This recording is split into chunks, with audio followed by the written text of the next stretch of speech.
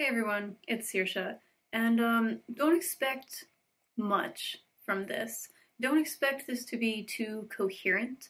I have very little idea of what the hell happened in this book, and I'm hoping maybe some of you can kindly explain it to me. Don't come for me. Don't call me stupid because I don't get it. I need some help here. We're going to talk about Heretics of Dune by Frank Herbert. This was written in 1984. I loved the first book. I loved Dune. Dune Messiah was okay. Children of Dune, totally wacky. I loved that one too. Then we had God Emperor of Dune, when things just went completely bananas. And I enjoyed it still. I was here for all the dialogue of the crazed God Emperor. We get to this one, and I'm fully lost. I'm not ashamed to admit I'm fully lost. This took me so long to get through.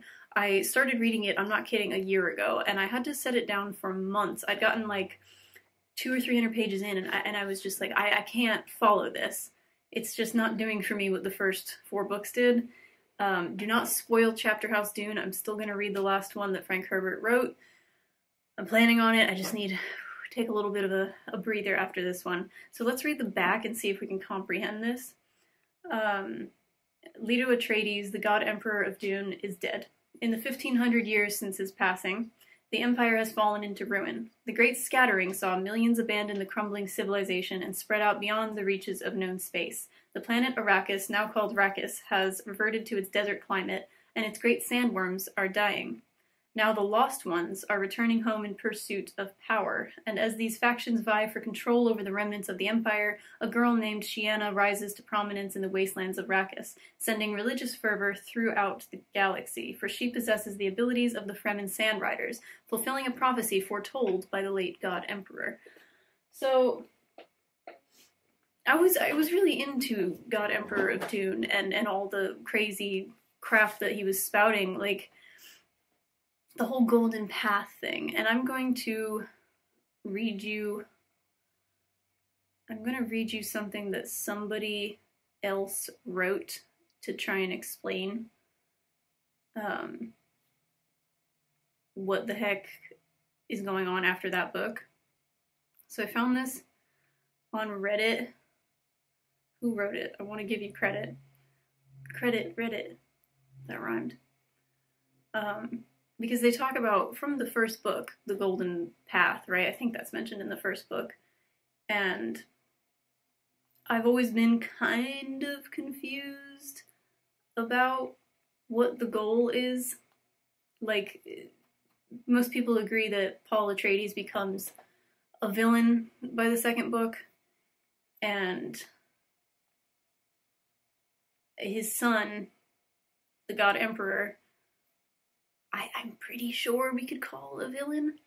But then, is his great plan so great that we can't see the outcome, so we think he's being evil, but he's not? Like, does he really have humanity's best interests at heart? I don't know. I gotta say, I'm too stupid for this storyline. That's how I feel.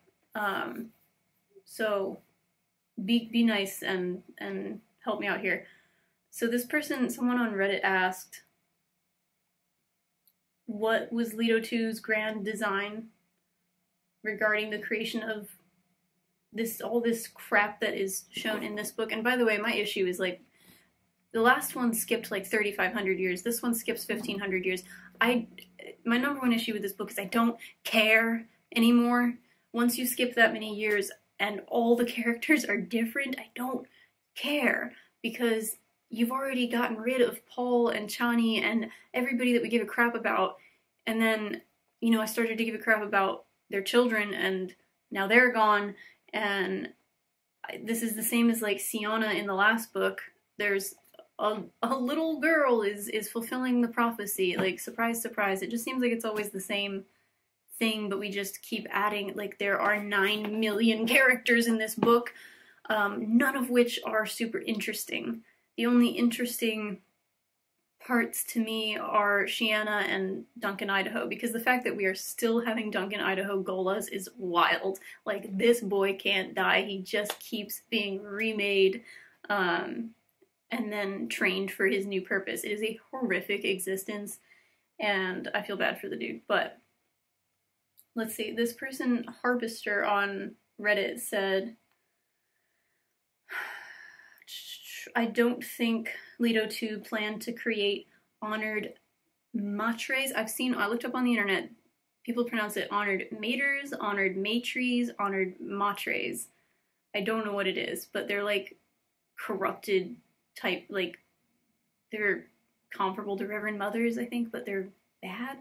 As far as I understand, his golden path was to hold humanity in such an oppression and chains for as long as possible that when he dies, he knew he would. It would trigger the biggest exploration and expansion effort in history. I think that's very interesting. Any organism, if held in oppression long enough, as long as its spirit isn't broken, will seek to expand with immense desire once the oppression is gone.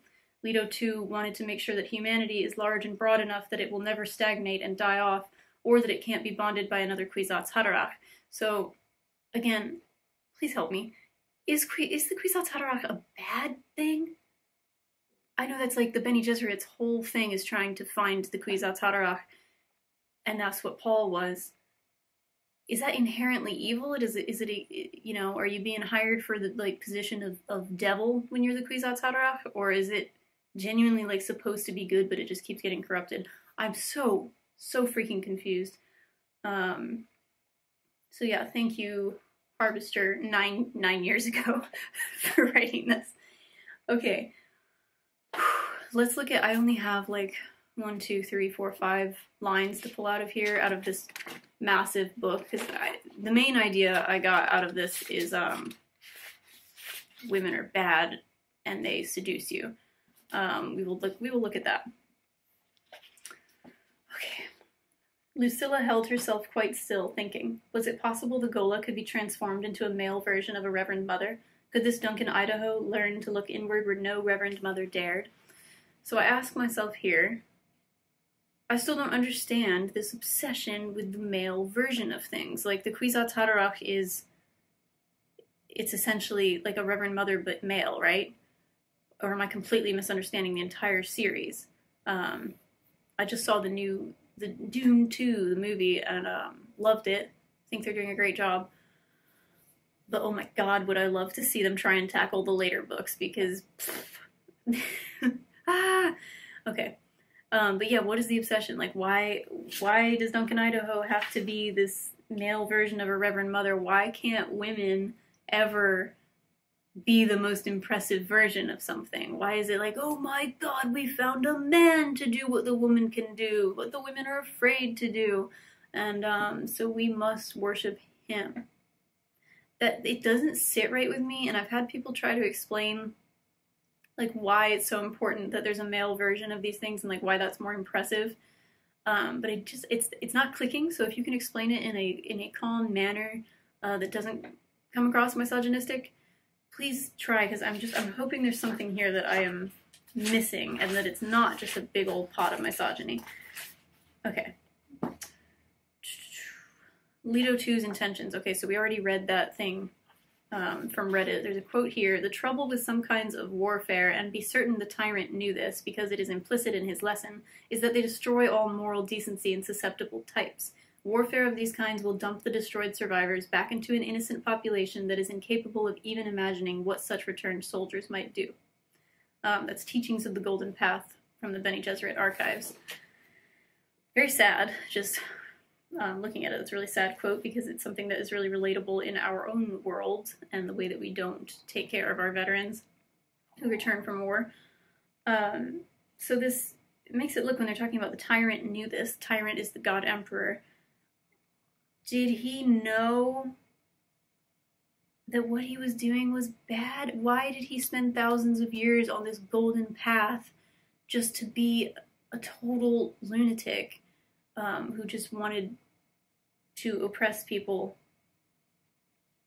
The way it says dumping the destroyed survivors back into an innocent population, I mean, that seems pretty damn devious and diabolical to me.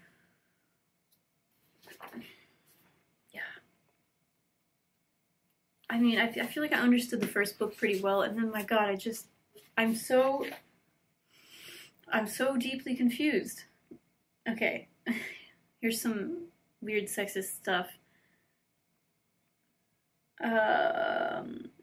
They are sexual monsters, his informants had said. They enslave men by the powers of sex. So he's talking about the honored matres. And here we go. Here we go, some more men afraid of women. That is just such a common trope, especially in books from this time, or any time, until like recently. Maybe things are getting slightly better with that, but not really. And I just read this whole book about the medieval era and how women were perceived back then as just sex-crazed monsters who will seduce you and bring you to the devil. So this kind of feels a lot like that. They're sexual monsters. They enslave men by the powers of sex. So that's what these women who are like highly skilled fighters are reduced to. I guess are they evil? Like, put aside the sex stuff, like they are on the bad side, right? Is there a bad side? Is there a good side? I cannot freaking tell in these books, which is fine because in real life there is often not a clear-cut good and bad side. So it is more realistic in that way. Everybody just kind of sucks. But yeah, that lines like that, I had to go, how did this author really feel about women? Because some people will try and explain it like he thought they were extremely impressive and capable, and that's why they're able to do these things. And I just think you can look at it another way, which is we're perpetuating that stereotype that women are seductresses who only have evil intentions. So here's another quote like that. And this one's graphic. It's a little sexually graphic. Seductive eyes. That guard captain back there had them. She and Odrade and Lucilla were alike in this. Few people paid much attention to the importance of eyes when it came to seduction, he thought. It took a Bene Gesserit upbringing to make that point. Big breasts in a woman and hard loins in a man, that tightly muscular look to the buttocks, these were naturally important in sexual matchings. But without the eyes, the rest of it could go for nothing. Eyes were essential. You could drown in the right kind of eyes, he had learned. Sink right into them and be unaware of what was being done to you until penis was firmly clasped in vagina. Okay. Blah, blah, blah, women are seductresses, blah, blah, blah, is just like all I'm getting from this.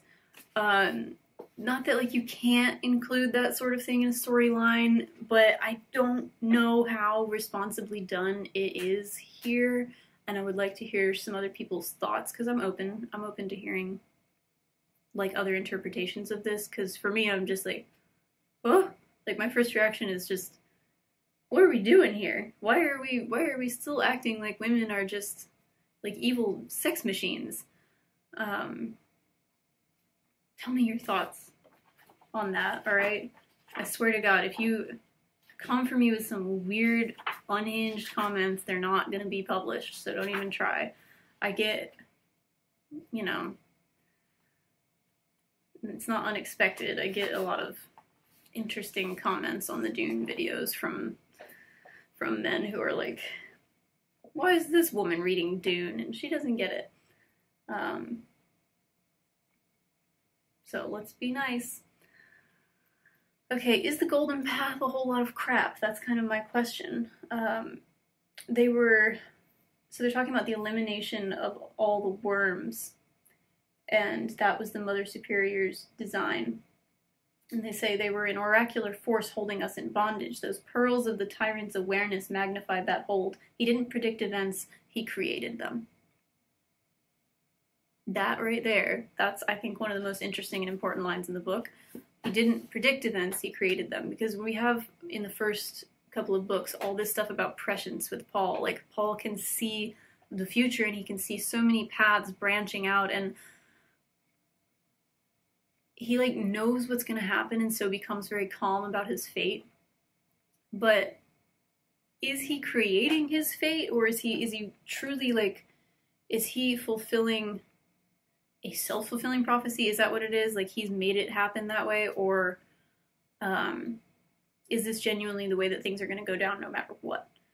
So please, for the love of God, can somebody explain the golden path to me as if I am 5 years old and have never read the books before? Because that is how I feel right now, even after having read 5 freaking books. I'm still lost, and that is fine. That's totally fine. You know, some things I understand and some things I don't, and I just keep pushing no matter what. So please start a friendly discussion and try and explain to those of us who don't get it but want to get it because we really like the series and the universe, and yeah, at least, you know, the way that it started. Now I'm just like, I'm lost, but I've still got the last one on my shelf. I'm gonna read it. I haven't even read the back yet because that always spoils it because it's like 1,500 years have passed. What? So I'm excited to see how many years have passed in the next one. Do not tell me what happens. Please let me experience this on my own. And I will see you all next time. Until then, happy reading.